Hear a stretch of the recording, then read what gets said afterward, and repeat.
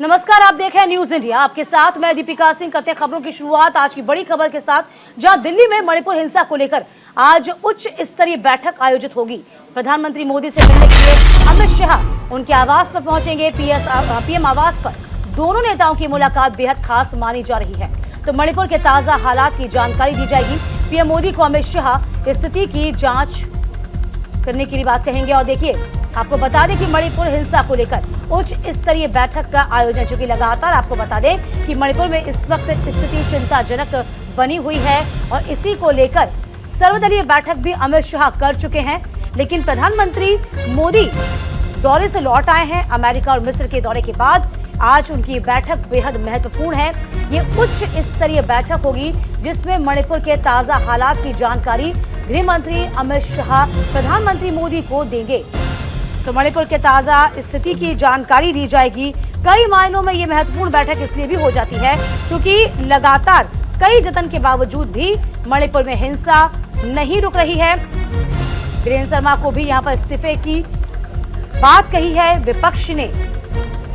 तो आज की बैठक बेहद महत्वपूर्ण।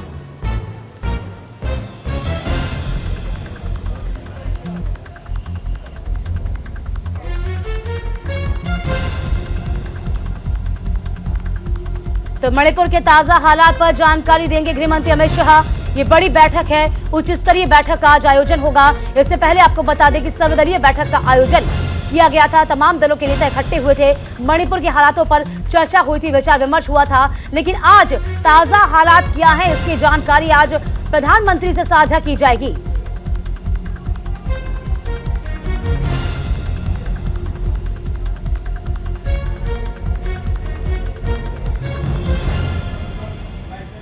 तो फिलहाल आपको बता दें, ये बड़ी खबर है जिसमें मणिपुर में स्थिति अभी भी चिंताजनक बनी हुई है और इसी को लेकर सर्वदलीय बैठक के बाद आज प्रधानमंत्री मोदी से मुलाकात की जाएगी। तो भारत आते ही प्रधानमंत्री से मुलाकात आज होनी है। गृह मंत्री अमित शाह की मुलाकात और मणिपुर हिंसा पर यह बड़ी खबर है, बड़ी अपडेट आप तक पहुंचा रहे हैं।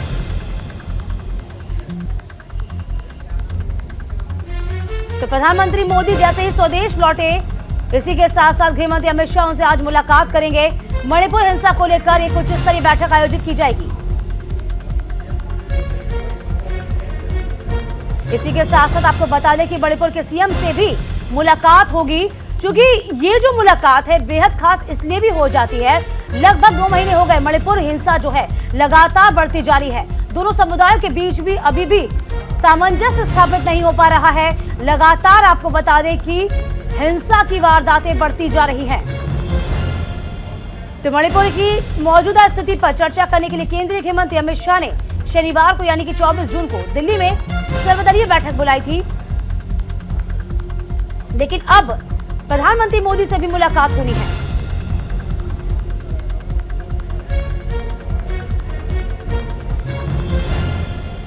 तो फिलहाल आपको बता दें, मणिपुर की स्थिति से पीएम मोदी को अवगत कराने की बात कही जा रही है। तमाम जानकारी के साथ हमारे संवाददाता पीयूष शुक्ला इस वक्त नजर बनाए हुए हैं। पीयूष, देखिए, प्रधानमंत्री मोदी जैसे ही यात्रा से लौटे हैं, मणिपुर को लेकर अब चिंता जाहिर की जा रही है। सर्वदलीय बैठक हो चुकी है, लेकिन आज का दिन बहुत महत्वपूर्ण है। कहा जा रहा है कि उच्च स्तरीय बैठक है। जानकारी दीजिए पीयूष।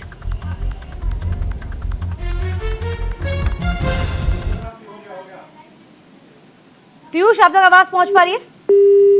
चाहे संबंध साधने की कोशिश कर रहे हैं हम, लेकिन इससे पहले आपको बता दें कि सर्वदलीय बैठक हुई थी शनिवार को। जो सर्वदलीय बैठक हुई थी जिसमें अमित शाह और बीजेपी के राष्ट्रीय अध्यक्ष जेपी नड्डा पहुंचे थे और इसी के साथ साथ ये पूरी बैठक पुस्तकालय भवन में हुई थी। तो मणिपुर हिंसा कई वजहों को लेकर चर्चा विचार विमर्श हुआ था, लेकिन आज इस ताजा हालात जो हैं इस पर चर्चा की जानी है। पीयूष, हमारे संवाददाता लगातार नजर बनाए हुए हैं इस पूरी खबर पर। पीयूष, देखिए, शनिवार को जिस तरीके से सर्वदलीय बैठक हुई थी, उसके बाद आज प्रधानमंत्री जैसे ही लौटे हैं, इसके बाद आज मुलाकात होनी है और जो मौजूदा स्थिति है, जो ताजा हालात है मणिपुर के, उसको लेकर बात की जाएगी। उनके सामने स्थिति को लेकर कहा जा रहा है कि उच्च स्तरीय बैठक होगी। जरा जानकारी दीजिए, क्या कुछ इस बैठक पर निकल के सामने आ सकता है? पीयूष।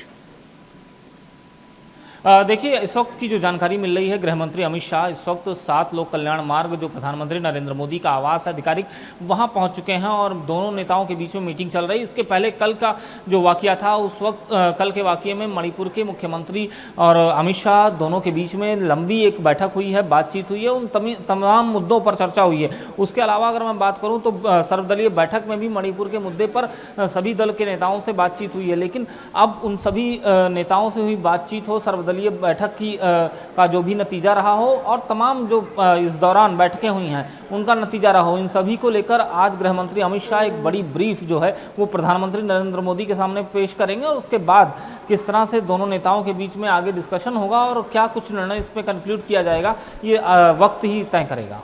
बिल्कुल पीयूष, देखिए जिस तरीके से मीटिंग हुई थी, मुलाकात हुई थी, सर्वदलीय बैठक हुई थी, तब विपक्ष ने कहा था, कहीं ना कहीं यूं कहा था कि अब जो सीएम है मणिपुर के, उनको हटाने की बात सामने आई थी। क्या इस बाबत भी कोई निर्णय लिया जा सकता है? देखिए, अभी तो दो बड़े नेता जो हैं सरकार के, वो दोनों बैठकर बातचीत कर रहे हैं, जो कि पार्टी में भी दोनों नेताओं का अपना एक अलग वर्चस्व है। तो निश्चित तौर पर यहाँ पर किस तरह से आगे के निर्णय लेने हैं, सरकार के बाबत क्या निर्णय लेने हैं, पार्टीगत क्या निर्णय लेने हैं, तमाम ऐसे बातों पर आज चर्चा भी होगी और बातचीत भी होगी। चलिए पीयूष, इस खबर पर नजर बनाए रखिएगा, तमाम अपडेट आपसे लेते रहेंगे, बहुत शुक्रिया। चलिए बढ़ते अगली खबर की ओर, जहां राजधानी दिल्ली में बिजली महंगी हो जाएगी। दिल्ली में 10% महंगी हो गई है बिजली। बढ़ी हुई कीमतें 1 जुलाई से लागू हो जाएंगी। डीईआरसी ने बिजली दरों में बढ़ोतरी को मंजूरी दी है। ये बड़ी खबर आपको बता रहे हैं इस वक्त की, जहां पर डीईआरसी ने बिजली के बिलों को लेकर एक बड़ी अपडेट दी है। बिजली के बिलों में इजाफा किया जाएगा, ये बड़ी खबर है। यानी कि राजधानी दिल्ली में बिजली महंगी हो जाएगी। दिल्ली विद्युत नियामक आयोग ने ऊर्जा खरीद समझौते पर दर बढ़ाने की इजाजत दे दी है। तो सीधा सीधा सर आपको बता दें कि उपभोक्ताओं को पड़ेगा 10% जो है बिजली की कीमतों में इजाफा हो सकता है। वजह क्या रही, वजह भी जान लीजिए। चूंकि रिलायंस एनर्जी की जो कंपनी है, बॉम्बे सब अर्बन इलेक्ट्रिकल सप्लाई ने दिल्ली में बिजली की खरीद को लेकर दिल्ली में बिजली कीमतों पर निगरानी रखने वाली बात को कहा था। इसके लिए साफ तौर पर अर्जी भी लगाई गई थी। नमित त्यागी हमारे संवाददाता इस पूरी खबर पर बने हुए हैं। नमित, देखिए जिस तरीके से कहा गया है डीईआरसी के द्वारा कि अब जो ऊर्जा खरीद समझौते हैं उसको दर को बढ़ाया जाएगा, वो दर बढ़ेगी तो जाहिर सी बात है कि बिजली के दर में बढ़ोतरी होगी। 10% का सीधा सीधा इजाफा किया जाएगा। लेकिन जरा ये भी समझाइए नमित हमको, क्योंकि इससे पहले 23 जून को जो मीटिंग हुई थी, 23 जून को जिस तरीके से नया टैरिफ को मंजूरी दी गई थी, तब ये कहा गया दिल्ली सरकार की ओर से कि 20% जो बिजली के दाम है वो कम किए जाएंगे और यदि बढ़ी हुई कीमतें होंगी उसे कहीं ना कहीं बिजली कंपनी जो है वो एडजस्ट करे। अब इस बारे में क्या स्थिति बनती नजर आ रही है नमित?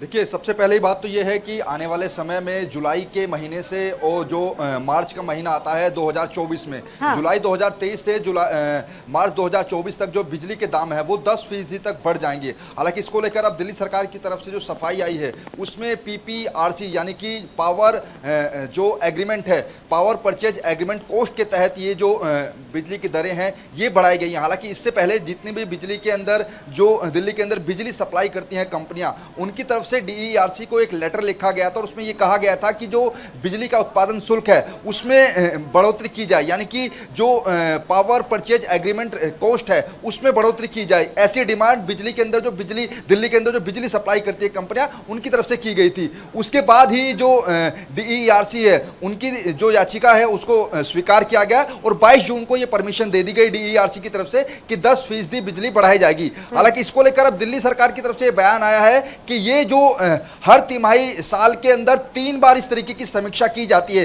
यानी कि साल में हर 4 महीने के बाद ऐसी समीक्षा की जाती है कि क्या पावर एग्रीमेंट में क्या कोई बढ़ोतरी की जा सकती है। उसी के तहत ये समीक्षा की गई है और ये डिपेंड करता है कि देश के अंदर कोयले और गैस के दाम में किस तरह से बढ़ोतरी हो रही है, उस पर ही डिपेंड करता है। और सीधे तौर पर दिल्ली सरकार ने यह भी कहा है कि इसका सीधा असर ग्राहकों पर नहीं पड़ेगा, यानी कि दिल्ली के अंदर जो उपभोक्ता है, बिजली जो यूज करते हैं, उन पर सीधा असर इसका नहीं पड़ेगा। हालांकि ये सवाल भी है कि जो दिल्ली सरकार की तरफ से सब्सिडी दी जाती है अब तक दिल्ली वालों को, क्या उस पर इसका असर पड़ेगा? इसको लेकर अभी कुछ देर के बाद ही जो दिल्ली की पावर मिनिस्टर हैं आतिशी, वो भी इस पर अपना जो बयान है वो जारी कर सकती हैं। तो नया टैरिफ प्लान जो अभी 23 तारीख को शुक्रवार के दिन लागू किया गया था ना, उसके बारे में ज़्यादा जानकारी दीजिए, क्योंकि तब यह कहा गया था कि एक नया टैरिफ को मंजूरी मिलते हुए कहा कि बिजली की कीमतें वर्तमान दर से 20% कम हो जाएंगी। और वही रात में जब बिजली की मांग सबसे ज्यादा बढ़ रही थी तब ये कहा गया था 10 से 20% की बढ़ोतरी होगी। तो दो बातें एक साथ कैसे कह सकते हैं?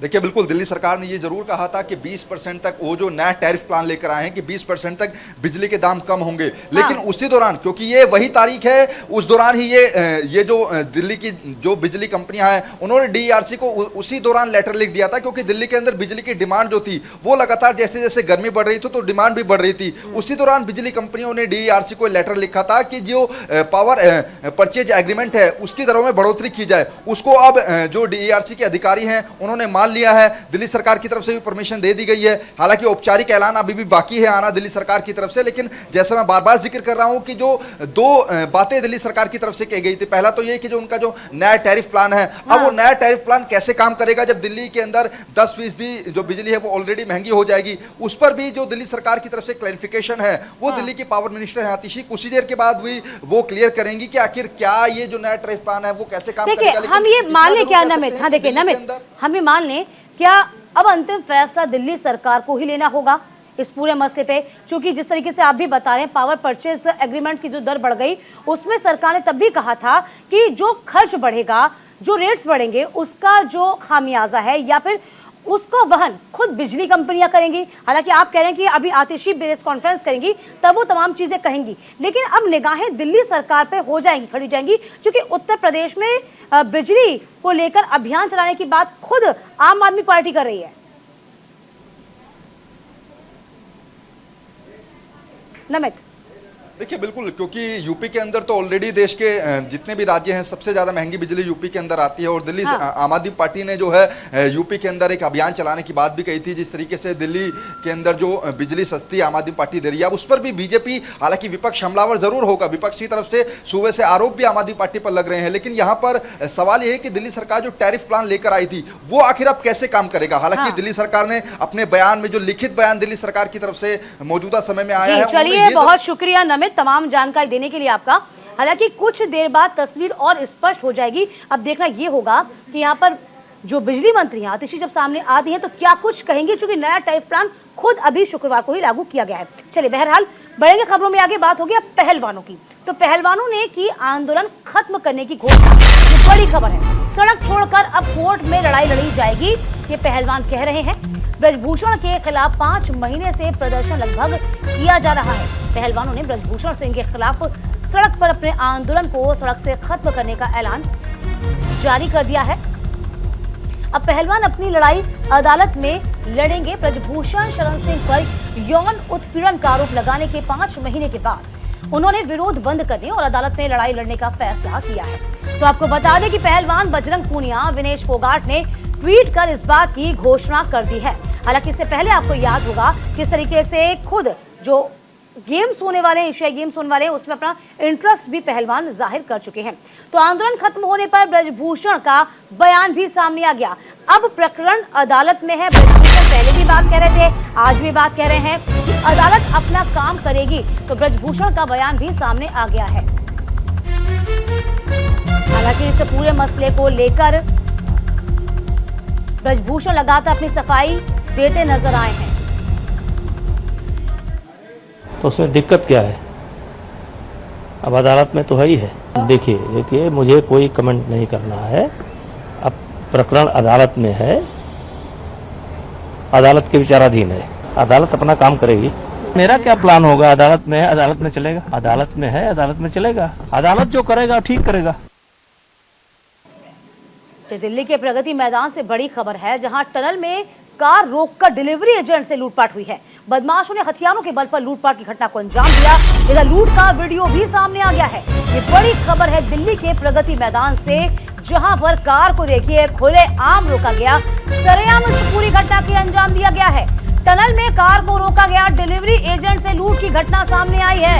ये बड़ी खबर है दिल्ली के प्रगति मैदान से, और लूट का जो वीडियो है वो इस वक्त अब वायरल भी हो रहा है, सामने आ गया। देखिए किस तरीके से कार को यहाँ पर रोका जाता है। दो बाइक सवार आकर सबसे पहले कार को रोकते हैं, उसके बाद डिलीवरी एजेंट से यहाँ पर लूटपाट करके फरार हो जाते हैं। हालांकि आसपास से कार गुजर भी रही है, लेकिन यहाँ पर रोकने का किसी ने कोई प्रयास नहीं किया, और लूटने के बाद ये तमाम लोग फरार हो जाते हैं। तो 4 लोग बाइक पर सवार होकर आते हैं। डिलीवरी एजेंट को यहाँ पर रोका गया, उसकी कार को रोका गया, दरवाजा खोला गया है। गन पॉइंट पर लूट की वारदात को सरेआम अंजाम दिया गया है।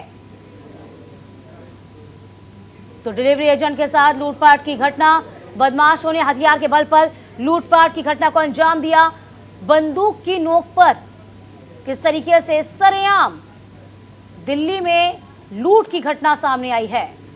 तस्वीर जरा देखिए आप, प्रगति मैदान की तस्वीर है, और प्रगति मैदान दिल्ली के पॉश एरिया में से एक माना जाता है, और वहां लूट की घटना सामने आई। हालांकि आसपास कई गाड़ियां गुजर रही हैं, लेकिन किसी ने भी रुककर पूछने की जहमत भी नहीं उठाई है, क्योंकि हाथ में तमंचा है इन बदमाशों के, और इसी के साथ साथ लूट की वारदात को सरेआम, ये वारदात आती है सामने, लूट की घटना को अंजाम देते हैं बदमाश, फरार हो जाते हैं। तो बैग लेकर किस तरीके से फरार हुए हैं बदमाश, तस्वीर देखिए आप।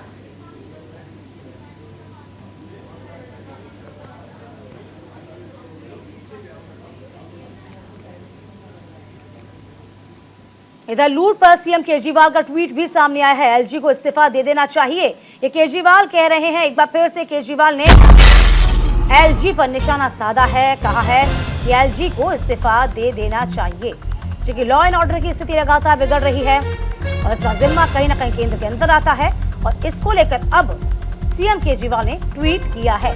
तो फोटो को ट्वीट किया, इसके बाद इस पर ट्वीट कर साफ तौर पर केजरीवाल ने ट्वीट कर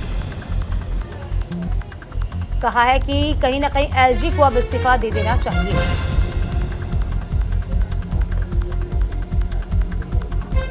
हालांकि इस तरह की जो घटनाएं हैं दिल्ली में लगातार बढ़ रही हैं।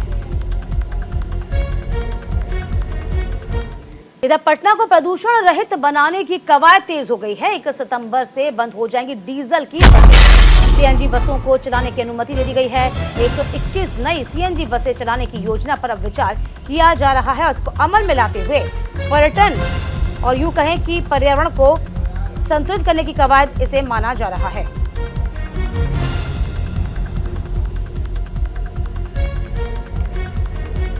तो फिलहाल 121 नई बसें यहां पर लाई जाएंगी, और सितंबर तक सारी डीजल की बसों को अब बंद कर दिया जाएगा। तो 1 सितंबर यह आखिरी दिन होगा जब डीजल की बसें बंद हो जाएंगी, और सीएनजी की बसों को चलाने की अनुमति यहां रहेगी।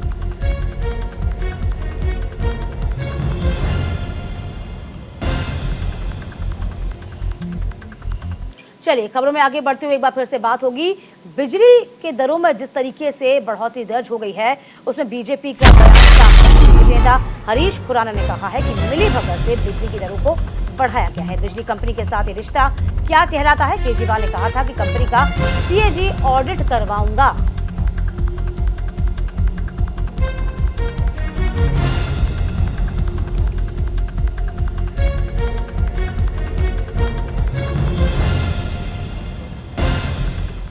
सरकार और बिजली कंपनियों की मिली भगत की वजह से आज दिल्ली के अंदर पावर के टैरिफ बढ़ गए हैं, बिजली महंगी हो गई है। लेकिन ये सब कुछ हो रहा है दिल्ली सरकार और बिजली कंपनियों की मिली भगत की वजह से। और तुलना देखिए, दिल्ली सरकार क्या कह रही है, ये तो हर गर्मी में होता है, डायरेक्ट कंज्यूमर को फर्क नहीं पड़ेगा, ये तो सर्दियों में हर तिमाही में बढ़ जाते हैं फिर कम हो जाते हैं। अरविंद केजरीवाल जी जून 2022 के अंदर पावर परचेज एग्रीमेंट 16% आप दिल्ली की जनता से लेते थे, उसके बाद आपने इसको 22% कर दिया, वो आज तक 22% है। अब आपने 22% से उसको बढ़ाकर 29% कर दिया है। ये सीधा सीधा दिल्ली की जनता की गाड़ी कमाई से आप जो पैसा वसूल कर रहे हो उनके ऊपर सीधा सीधा हमला है। क्या कारण है? आपकी और बिजली कंपनियों की जो मिली भगत है, आप तो अपने मैनिफेस्टो में कहते थे 2015 के अंदर कि हम इन बिजली कंपनियों को सीएजी ऑडिट कराएंगे। क्यों नहीं आप न्यायालय के अंदर गुहार लगा के वहां पे अपना एफिडेविट देते कि इन कंपनियों का ऑडिट होना चाहिए? आप नहीं करवाएंगे क्योंकि आपकी मिली भगत है।